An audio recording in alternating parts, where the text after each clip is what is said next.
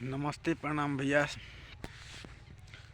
शाम के मौसम हो गल भाई। गांव में शाम के मौसम होला तो कैसन नज़ारा होला रुआ सब के देखावत तनी। रुआ सब वीडियो में जुड़े रही। अभी देखी हरियाली थोड़ा थोड़ा एकदम लाइट हल्का फुल्का बर गुल बा। संझवत जर गुल बा, मुहलुकान होखे वाला बा भाई। हमार देख सकत तनी जब भैया ई गांव के शाम हो। ठीक, अभी हम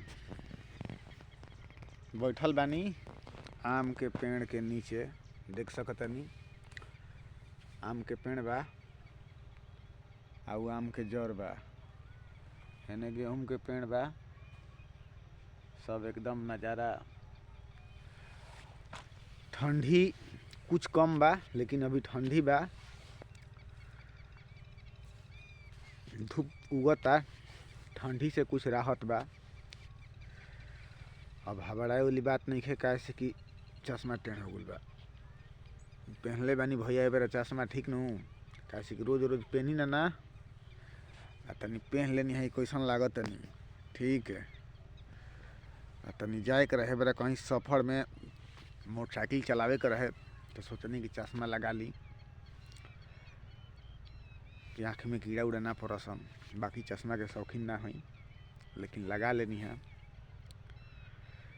और वो सब कमेंट करके बताई चश्मा ठीक लागता। कैसे कि हमनी के तो किसान आदमी हुई, जा खेत में माटी में रहे वाला। लेकिन ए बेरा कहीं जाए के रहे तो थोड़ा हुलिया तनी मनी हल्का फुल्का चेंज कर ले आदमी। बाकी सब उहे बा, कोनो दिक्कत नहीं है। शाम हो गल बा। जे भी भैया बाहर प्रदेश में बा, गांव के लुक देख ले के बा भाई। मर्द तू लोग कमेंट कर लो यार, लाइक कर लो, सब्सक्राइब कर लो चैनल के। हमरो कुछ आगे बढ़ावे की कोशिश कर लो भाई। मर्द तू लोग बाहर बाड़ लो तर लो, गाँव के नज़ारा पूरा देखा दे तनी घर ही से हैं। हई पूरा गांव में सांझ हो गईल, कुआ गिर गईल, हई सब हैं। कितना मस्त नज़ारा बा हैं। हाथना हरियाली देखैला के बाद आप सब सपोर्ट कीजिए हमें भाई। कोनो लाइक करे में भैया ना हम ज़्यादा अमीर हो जाइए ना, सब गरीब हो जाइए।